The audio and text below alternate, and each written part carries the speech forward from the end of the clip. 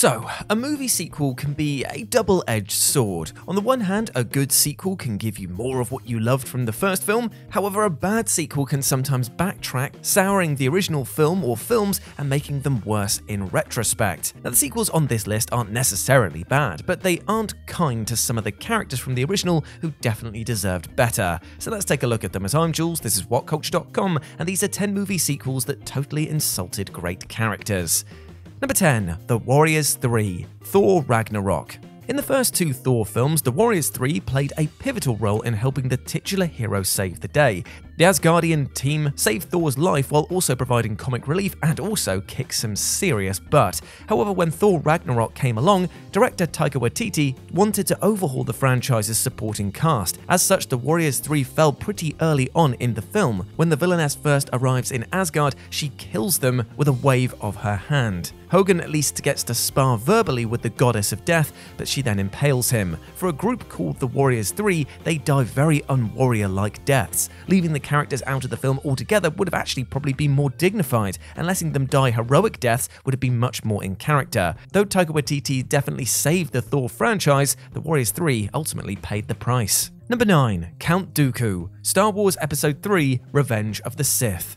While Star Wars Episode 2 Attack of the Clones leaves a lot to be desired, main antagonist Count Dooku is the closest thing that film had to a redeeming quality. Played by legendary actor Christopher Lee, the Sith Lord is a powerful opponent to Anakin and Obi-Wan, defeating them both easily. He even matches Yoda in combat. However, in Star Wars Episode 3 Revenge of the Sith, the character has only 4 lines before quickly losing a lightsaber battle to Anakin and Obi-Wan. At the behest of Palpatine, Anakin slices Dooku to bits, first taking off his hands and then his head. Given how commanding he was in Attack of the Clones, he seems an almost different character here. He's significantly less imposing, and it's hard to believe that he ever stood a chance against the Jedi Knights. Number 8. Everyone except Woody, Toy Story 4. The quirky ensemble cast of the first 3 Toy Story films fill out the experience. Rex and Ham have great repartee, Mr. Potato Head is just downright hilarious, and Slinky's tight friendship with Woody is endearing. The Toy Story 2 additions, Jessie and Bullseye, are far from typical shark-jumping sequel characters, as they're great additions to the Toy Story ensemble. However, Toy Story 4 sidelines all of these characters in favor of Woody, Bo Peep, new character Forky, and a little bit of Buzz Lightyear. The other toys act effectively as one entity and appear in only a handful of scenes. The characters are so interchangeable that they could swap dialogue and nothing would change at all. Despite being a reintroduction to the Toy Story universe, Toy Story 4 barely lets the audience say hello to the supporting cast.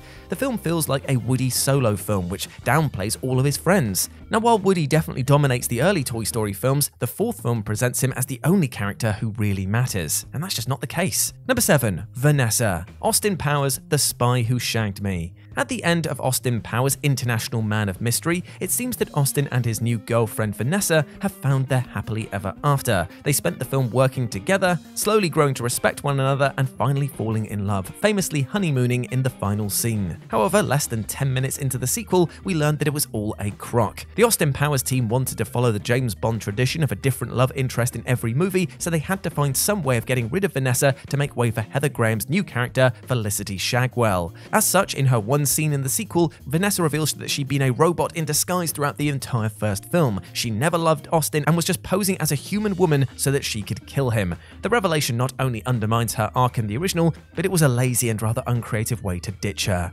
Number 6. Vanessa, Deadpool 2. Vanessa Carlyle of Deadpool fame is the second Vanessa in a row on this list to be fridged before the opening credits of a parody sequel. Maybe the name is actually cursed. In her first scene, Vanessa proposes having a child with Wade, and since I Want to Start a Family is superhero girlfriend for Please Kill Me Now apparently, she doesn't make it out of that scene alive. However, getting rid of Vanessa so easily and so early is unfair to the character from the last film, whose chemistry with Deadpool made the dark comedy surprisingly sweet. Plus, the first Deadpool ends with Wade saving Vanessa's life, so killing her so quickly in the second undermines that climax. Though Wade eventually reverses Vanessa's death via time travel, it's in a post-credits scene, so all of the non-diehard Marvel fans had no idea it happened. To quote the Merc with a mouth himself, that's just lazy writing. Number 5. Cyclops, X-Men The Last Stand. Cyclops was the closest thing the early X-Men comics had to a main character, and was a staple in the first two films of the X-Men franchise. Played by James Marsden,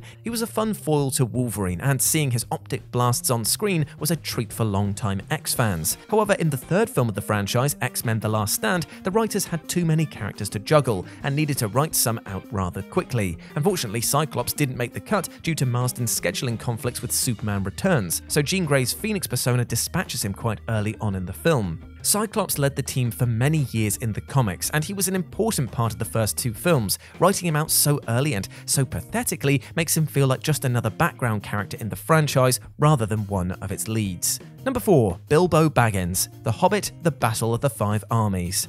It's sometimes hard to see how Peter Jackson's Hobbit trilogy is based on J.R.R. Tolkien's The Hobbit. The book did not feature characters like Tauriel and Legolas, was only one volume, not three, and was actually about a bloody hobbit. Bilbo Baggins is the central character of that book, acting as the outsider and point-of-view character throughout the adventure.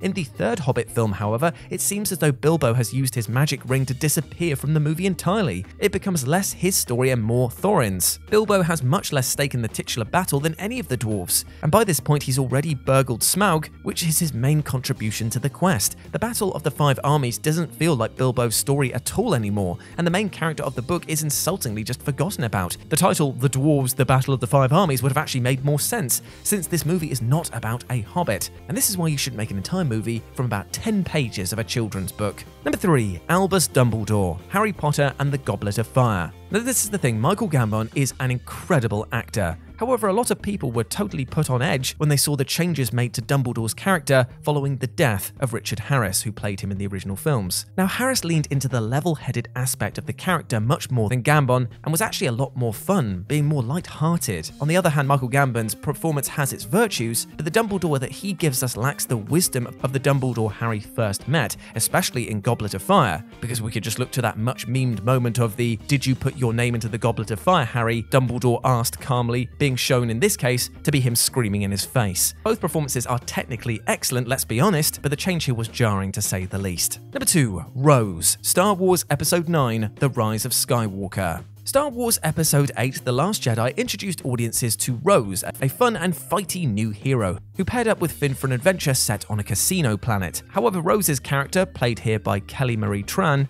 received severe backlash from fans who just didn't like The Last Jedi. Some even turned toxic and bullied Tran off social media. It seems particularly unfair then that Disney caved to these fans' hatred of the character by cutting her out of most of Star Wars Episode 9 The Rise of Skywalker. She contributes next to nothing to the plot, actively turning down the call to adventure early on in the film, and her screen time is only about 76 seconds. Both Rose and Tran deserved better from The Rise of Skywalker. She would have been a welcome companion on the Resistance's journey, and it's rather insulting that she had nothing to do with the franchise capper. And number 1, Saruman, Lord of the Rings, The Return of the King. In Lord of the Rings, The Return of the King, Saruman has one final stand against our heroes. He taunts them from atop his tower after his defeat at Isengard. However, Wormtongue, his former subordinate, betrays him at the last minute, stabbing him in the back and letting him fall to his death, where he's impaled by the spoke of a giant wheel. What a way to go, right? Well, wrong, because Saruman doesn't even appear in the theatrical release of the film. Director Peter Jackson reserved his death scene for the 4-hour extended cut, so only hardcore fans with hardcore bladders actually saw it. This doesn't seem fair to the character at all, who acted as the secondary antagonist throughout the first 2 films, or indeed to actor Christopher Lee, who makes his second appearance on this list. If Jackson didn't want to film the sacking of the Shire, Saruman's death scene in the book, then he should have at least let everyone see the character's final moments in the theatrical cut. And there we go, my friends. Those were 10 movie sequels that totally insulted great characters. I hope that you enjoyed that, and please let me know what you thought about it down in the comment section below. As always, I've been Jules. You can go follow me over on Twitter at RetroJ, or you can swing by Live and Let's Dice, where I do all of my streaming outside of work, and it'd be great to see you over there. But before I go, I just want to say one thing. Hope you're treating yourself well, my friend, with love and respect, both physically and mentally, because you deserve all of the best things in life, and do not let anything or anyone else tell you otherwise, alright? You're a massive ledge, and I want you to go out there and smash your life goals today. I believe in ya. As always, I've been Jules. You have been awesome. Never forget that, and I'll speak to you soon. Bye.